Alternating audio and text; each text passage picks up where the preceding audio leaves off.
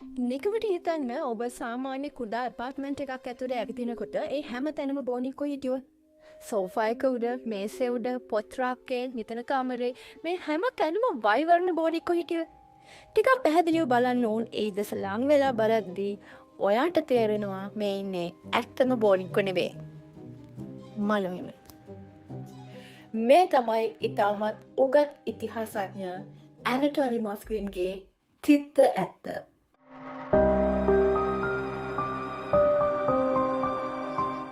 ඇනටෝනි මොස්ක්වින් කියන්නේ සාමාන්‍ය පුද්ගලයෙක් නෙමෙයි. ඔහු ඉතාමත් උගත් භාෂා 13ක් කතා කරපු ඉතාමත් වැදගත් විදිහට ජීවත් වෙච්ච පුද්ගලයෙක්. ඉතින් මේ වගේ පුද්ගලයෙකුගේ ජීවිතේ මේ වගේ අඳුරු පැතිකඩම් නිර්මාණය වුණේ ඔහුට වයස අවුරුදු 13 දී.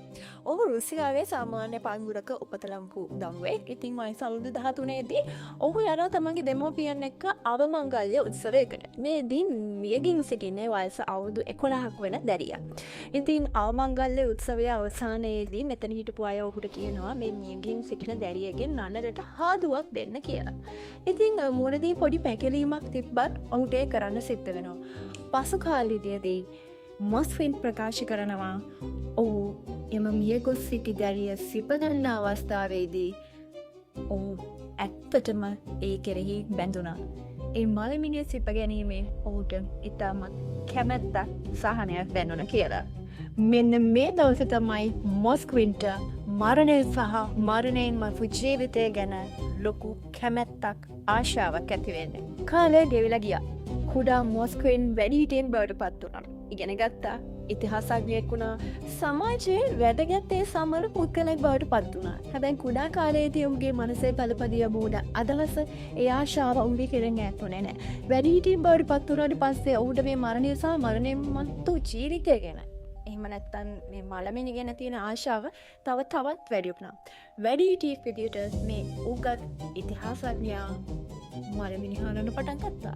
මොස්ක්වින් ඔහුගේ ආශාව සම්තරපණය කරගන්න මුලින්ම කරේ මේ තියෙන සුසාන භූමි ආදාහනාගාර විසිට් කරන එක. එහෙම නැත්තම් මේම ගිහිල්ලා ඇවිගලා බලලා මේ මිනිමරවල් ගැන හොයලා ඒවා අතර කාලය ගත කරන එක තමයි ඔහු මුලින්ම කළේ. හැබැයි කාලයක් යද්දී ඔහුට තේරෙනවා ඔහුගේ හිතේ තියෙන ආශාව සම්තරපණය කරගන්න මේ මලමිනියාවට ඇවිදින එක විතරක් මදි කියලා.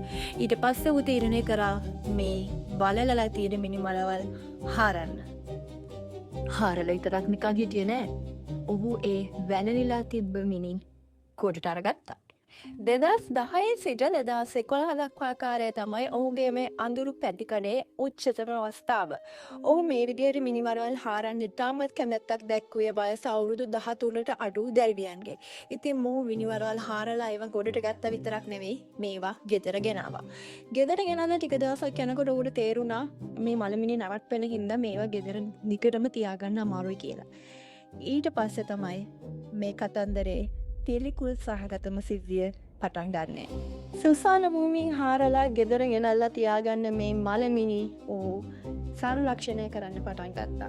එක රසායන ද්‍රව්‍ය පාවිච්චි කරලා මේ දේවල් සංරක්ෂණය කරා විතරක් නෙමෙයි මේවට රූපලාවන්‍ය ආලේප කරලා ඇත්තටම ජීවත් වෙනවා වගේ මේවා බෝනික්කෝ විදියට ඔහු රක්ෂණය කරා.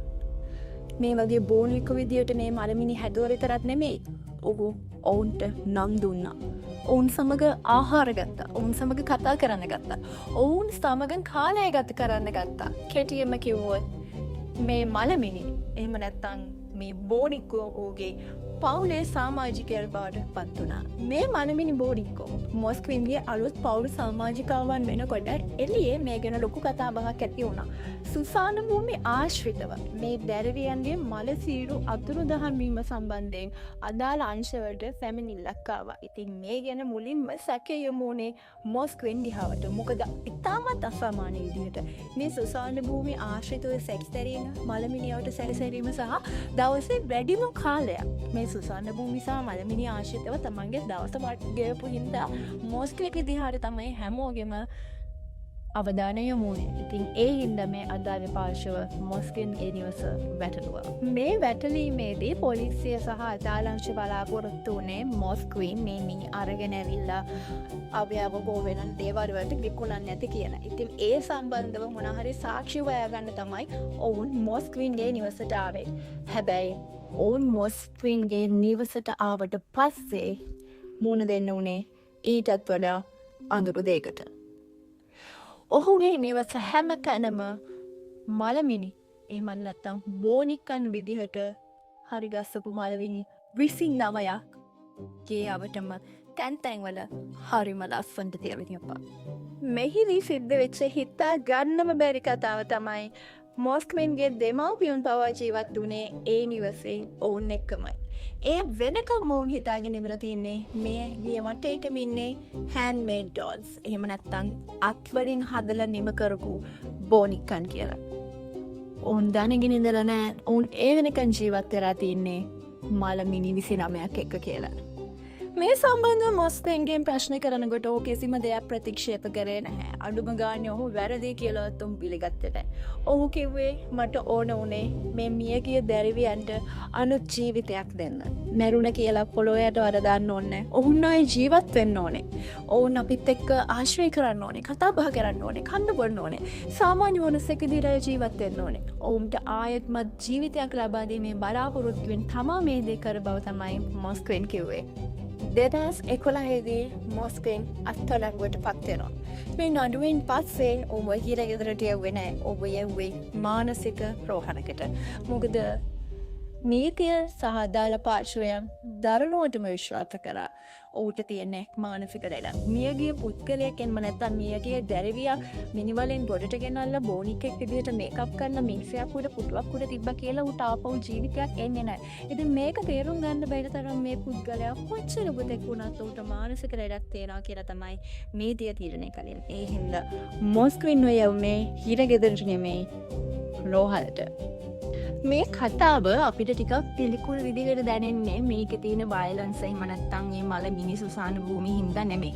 මේ කතාව ඇතුළත තියෙන මානසික මට්ටම හින්දා. මොකද මලමිනියා ගෙදරට එනන්න බෝනික්ෙක් විදිහට හරිගස්සලා ඒකත් එක්ක ජීවත් වෙන්න පුළුවන් කියන්නේ ඒ පුද්ගලයාගේ මානසික මට්ටමේ ඇත්තටම ලොකු ප්‍රශ්නයක් තියෙනවා.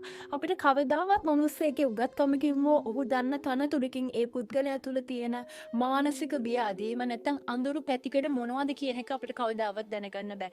මේ වෙනකුණුත් 2011දී අත්අඩංගුවට පත් වෙලා රෝහල්ගත කරපු මොස්ක්වින් තාමත් ඒ රෝහලේ ප්‍රතිකාර ලබනවා.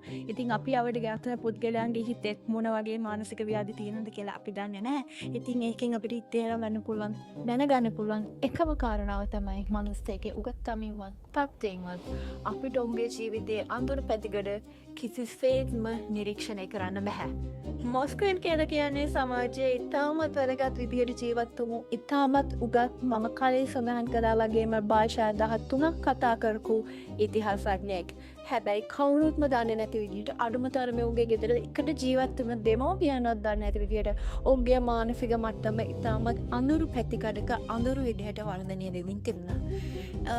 ඒ හින්දා අපි අතර මොන වගේ මේ විදිහට ජීවත් වෙනවද කියන එක අපි ගොඩක් අවධානය අවබෝධයෙන් ඉන්න ඕනේ. ඒ වගේම තමයි කුඩාකාරී දියුණුවත් ළමයෙක් ඉඳාම අසාමාන්‍ය ක්‍රියාවක් හෝ හැසිරීමක් දැක්කොත් දෙමව්පියන් සහ ඊටියන් විදිහට ඒක ගැන අපි අවධානය යොමු කරන්න ඕනේ.